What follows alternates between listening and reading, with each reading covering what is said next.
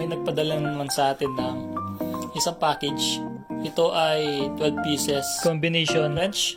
Shoutout sa LS7R na Shopee store. Buksan na natin gamit ang ating maiwagang cutter. Let's go! Yan, di ba? Ang dami. Bali makita nyo, meron tayong size 8, 9, 10, 11, 12, 13, 14, 15, 17, 19, 21, at 24. So, nagkakahalaga lang yan ng 349 pesos. So, nandyan naman sa description yung link. Ayan siya, 349 pesos. So, 12 pieces yan. At magagamit nyo na sa pagkalas ng inyong motor, yung mga bike, or sa sasakyan, magagamit nyo rin yan.